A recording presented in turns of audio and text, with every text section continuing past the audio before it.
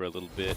Like, all hail the Pirate Warrior, but I think Bunnyhopper's got a little bit of advantage just being able to target out that Warlock deck. But Okay, and we are getting into game 1 of the second series of the day. It's going to be Bunnyhoppor versus Sintolol. And it is going to be Bunnyhopper's Face Hunter versus Sintolol's Freeze Mage. And I don't know about you, but I've played a little bit of this Face Hunter list, or at least something extremely close. And one of the key cards I found to be able to beat out the Freeze Mage is actually going to be an early cat trick. Can actually really get you so far ahead that the 4-2 is kind of awkward to deal with outside of a Frostbolt for the Freeze Mage. And then you just start stacking up so much damage with that 4-2 from potentially turn 2, just hitting away onto the Freeze Mage and really applying the pressure. yeah, and if you get it early enough before any of the freeze effects can come down, it's pretty much a guaranteed 4 damage, which any guaranteed damage for Face Hunter is really, really good. And off to kind of a slow start on the mulligan here. Bunnyhoppor just kind of roping it out a little bit, and we'll have to see what he gets there. But typically speaking, Freeze Mage is just looking for removal, just ways that they can remove every single minion. Because one of the ways that Freeze Mage really pulls ahead and starts winning in this matchup is the fact that Face Hunter has no card draw. They just run out of steam eventually. If you can kill everything they play, you'll probably stabilize at around, 15 life or so, and you get an Ice Barrier after that, and their hero power is not going to be able to deal enough damage. So the most important part above anything, before even Ice Barriers or Ice Blocks or Alexstrasza, is just removal.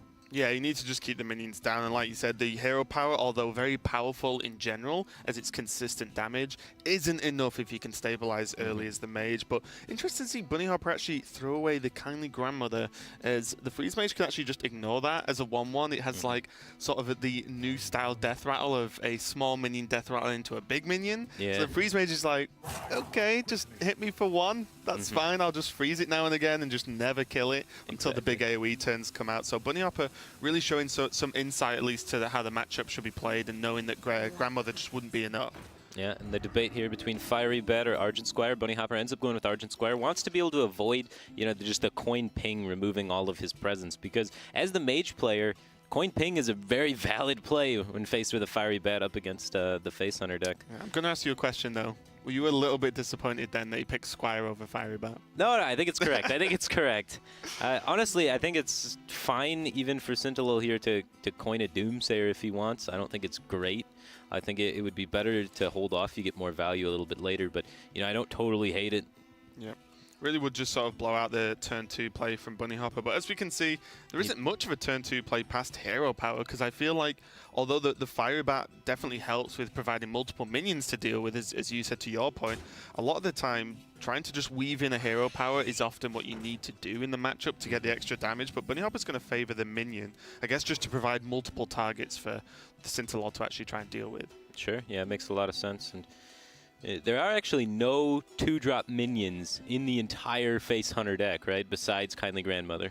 I don't know, because it's so secret heavy, right? So it's just a Kindly Grandmother and then secrets all the way. 7 secrets in the deck. So if you Doomsayer and then they play Kindly Grandmother, you feel a bit silly. Yeah, it's like, the plan kind of backfired. I provided more damage for my opponent with a minion that is supposed to clear the board. But yeah, going for the Doomsayer into the turn 3 from Bunnyhoppor now, and explosive trap.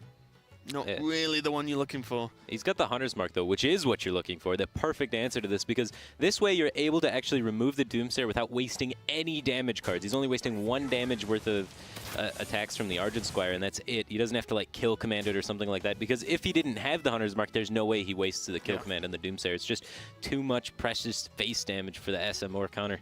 Yeah, and just using the 1 damage from the Squire to kill off the Doomsayer, to your point, is where you're going to gain more damage going forward from the minions anyway, right? So do you see Sintolol actually start to draw into some freeze in the form of the Frost Nova? Does have Ice Barrier available now, but still, he's got plenty of time, at the moment at least, to just get that Acolyte down and try and make the turns a little bit awkward for Bunnyhoppor, because you do want to go highly aggressive, but you obviously can't let the Mage just get 3 draws from the Acolyte in almost any matchup. Does get the Eaglehorn Bow though, so you could choose to equip it and then clear off the Acolyte in 1 hit, but it just never feels great. You've really got to evaluate what's worth more, just the raw damage or the potential multiple draws from the Freeze Mage.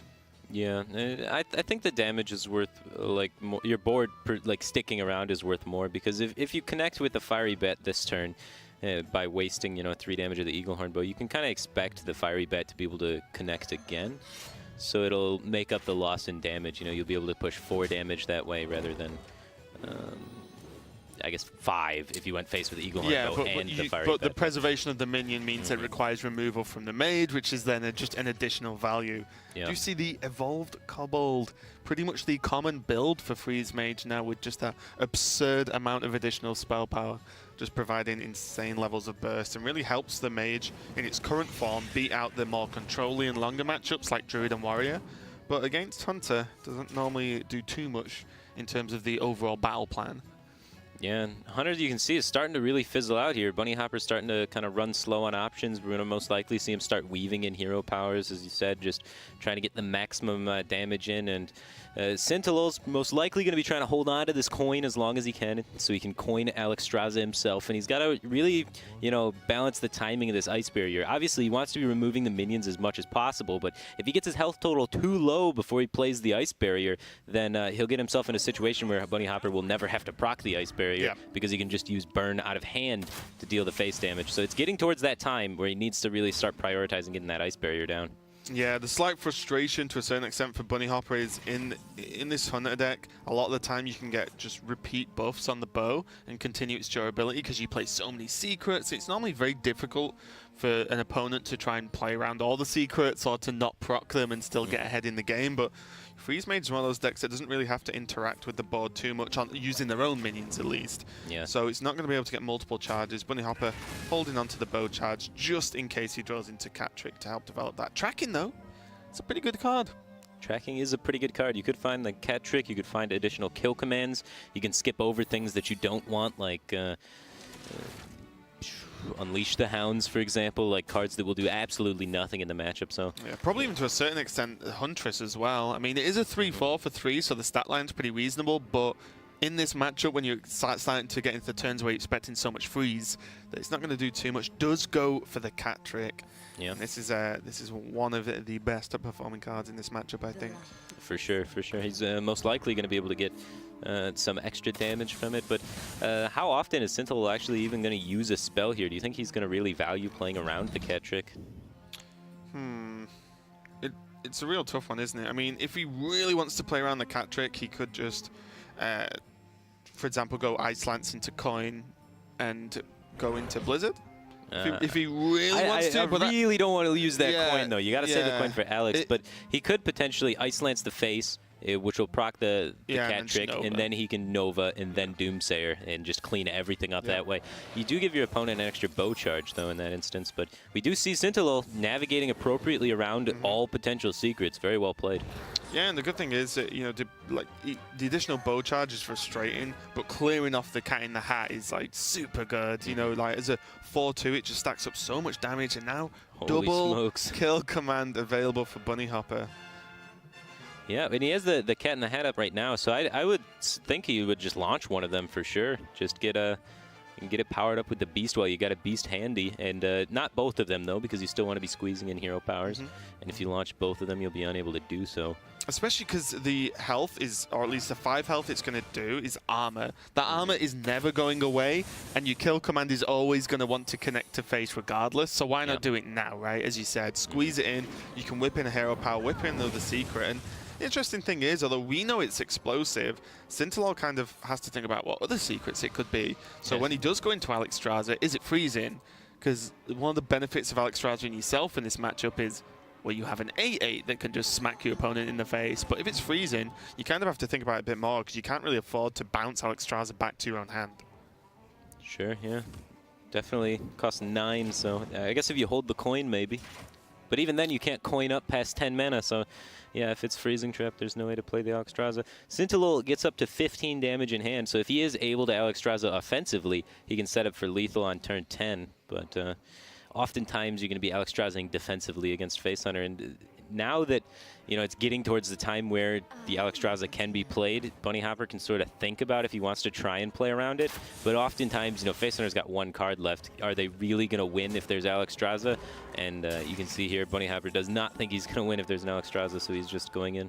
Yeah, exactly. There's the second you start to try and go sort of halfway between a strategy as Face Hunter, it's like, no, it's called Face Hunter for a reason. You have to go all out aggression and hope, excuse me, and hope for the best. But the only thing missing from Sintolol really is just having that ice block.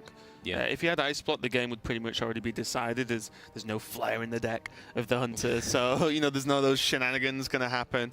The ice block would be you know, onto the mage and just provide him enough turns to actually finish the game out. But there isn't ice block available, just a hell of a lot of damage and a huge dragon in hand.